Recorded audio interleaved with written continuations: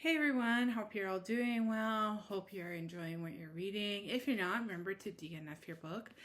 Um, um, I hope you are getting some time for reading, even if it's for a few minutes. Today's book is called "Do Not Say We Have Nothing" by Madeline Thien. This came out in 2016. It won both the Scotiabank Giller Prize, which is a Canadian book prize, and the winner of the Governor General's Award in that year as well, which is very rare. Like, usually they're both Canadian book prizes, if you're wondering. And it was also shortlisted for the Man Booker in 2016 as well. I'll read you the description on the flap, and then we'll go from there. In Madeline Thien's masterful new work, she takes us inside two talented families of musicians in China and the lives of two entwined generations, those who weathered Mao's Cultural Revolution and their children who became the 1989 Tiananmen Square protesters during one of the most important political movements of the past century. In her strong, subtle, witty, and morally complex style, Thien has crafted characters that leap off the page by turns flighty and headstrong, dreamy and tender, foolish and wise. The story opens in Vancouver in 1990 as 10-year-old Marie and her mother invite a guest into their home. Ming, a young woman who has fled China in the aftermath of the Tiananmen massacre. Gradually, as Ming befriends Marie, she relates the history of her family, from the crowded tea houses during Mao's ascent to the creative ferment inside the Shanghai Conservatory of Music in the 1960s, to the streets of Beijing during the 1989 demonstrations. With gorgeous and powerful prose, Thien immerses us in the whirling lives of three musicians who traverse these times: the shy and brilliant composer Sparrow, the violent prodigy Zhu Li, I think it's pronounced, and the ambitious pianist Kai. The three struggle to remain loyal to one another and to the music that defines them, but eventually and invariably, the relentless tide of the Cultural Revolution forces them to reimagine their bonds and their fates with unexpected and lasting consequences.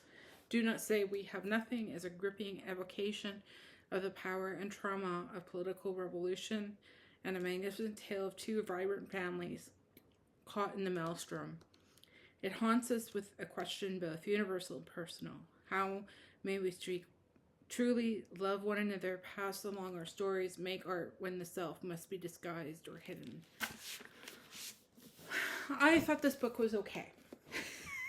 I gave it a 3.5 or 3.75. It worked for me on a number of levels, but in some aspects it didn't. The aspects that it didn't were that I found that you didn't know who was narrating the voice, who was narrating the storyline, and there was no clear identity to where the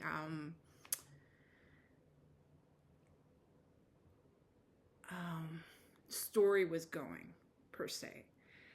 I'm not saying it was a bad story. It was a very good story. And it was a very... Sorry, I just seeing if I had something on, and it's fine. It was okay, and it was an okay story. It was very long, very tedious. It's the type of book that I probably, if I were to reread it, not this year, by the way, if I were to reread it, I'd probably try to reread it with a chapter a day. And I'd probably try to do it with an audiobook if I could get one in time. because it reads like that. It reads like each individual chapter is an individual story in a way. That's the way I felt. I can see, and it reads very slow. So if you want something that works fast and goes quickly, this is not for you. The story does get a bit draggy in places, in quite a few places. But I mean, it's a very good story. It's well written. You can see why it won those 2 awards, those 2 literary awards. Plus, it was shortlisted for the Man Booker when it was published.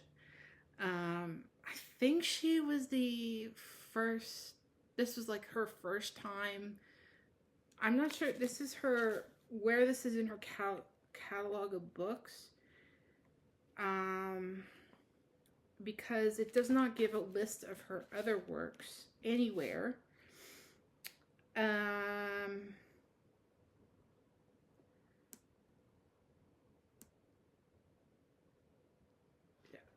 Only in the back it gives a list, but I don't see in the book. Usually there's a title list of their previous work so that you can go in their backlist. She does not.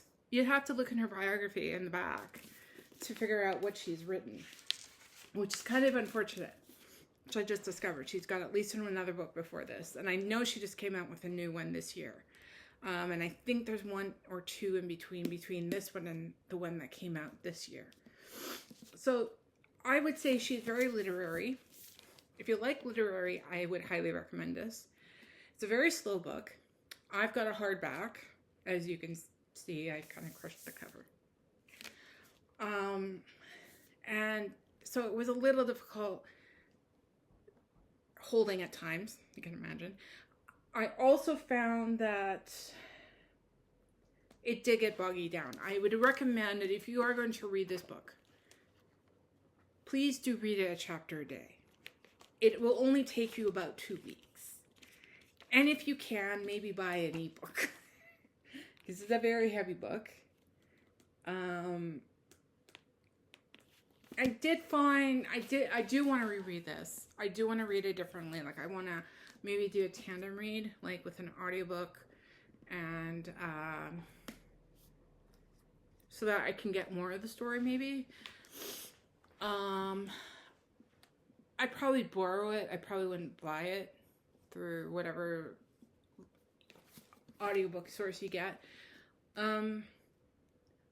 Yeah, this is an original. I bought this when it first came out. So this is an original hardback, I think. I remember borrowed it and I was sitting in a coffee shop trying to eat a sticky bun, and I was like, I'd read the first chapter and I'm like, this is going to take a long time to read. So, I mean, that is not to say it's a bad book. It's a very good book. It's an excellent book. I highly recommend it. I just found it very slow. I found it very bogged down in details. I understand that can be a stupid point, but it is the truth. So, I mean, it is a very good book. It's excellent. I highly recommend it, but I do recommend that if you are going to read it, like I said earlier, read it a chapter a day, if you're that type of a reader, because it does get bogged down in the details, and it's that sort of a book. I think it's about 15 chapters long. She does something different. Like, the chapters are quite long, especially in the middle of the book. And I think I also said in my book club meeting, I wish there was a way we could have known what year we're in, because there were some issues you couldn't really tell. Like, I mean, and I wish there had also been a character list of who's who, because maybe there is one in the paperback. I don't know. I don't think so. But just a character list of who's related to who, because it was a big issue. I couldn't figure out who was related to whom, because they're all related to each other somehow. And yes, this is supposed to be a sparrow on the cover. So, sorry, had a bit of a runny nose here. It's early fall and stuff wants to come out. But yeah, it's a really good book. I really highly recommend it. But she does something very different, like I just mentioned earlier. When you get to the second part, it's called Part 0. Now, don't be... When she starts off the book, she calls it Part 1. And she numbers the chapters 1 through 7, I think it is. But then you get to the second part, and you get this, Part 0. Do not be dissuaded. That does not mean you've ended the book. That is just how she did the book. And then she starts off with chapter 7. And you're like, and I'm like, WTF. And then, chapter after that, she goes backwards in her chapters. I don't know what her thinking was. Maybe my guess is she had there's a musical tie to it. That's all I can say, because the final part is called Coda, which, if I remember my music right, it has something to do with the end. I think that's what it's meaning in music. I didn't take a lot as a kid. I took enough that I can read I can remember how to read sheet music. That's about it. And maybe, yeah, that's about it. And that's probably more than most people can. But anyways, it's a really, really good book. And as Alice Munro said, is a splendid writer. And she is. She is very much a splendid writer. And I think if you're more of a literary, historical type, if you're more into literary fiction, you'll love this book. You might love this book, especially if you love music. I think you would really enjoy it. It is a long book. It is about 470 pages. A very small type. At least my copy is. I don't know what the paperback copy, but it looked a little thicker. But it's a really good book. I would recommend that you try it out. At least try it out, if you can. And that was Do Not Say We Have Nothing by Madeline Thien. And I look forward to talking to you soon. Bye for now.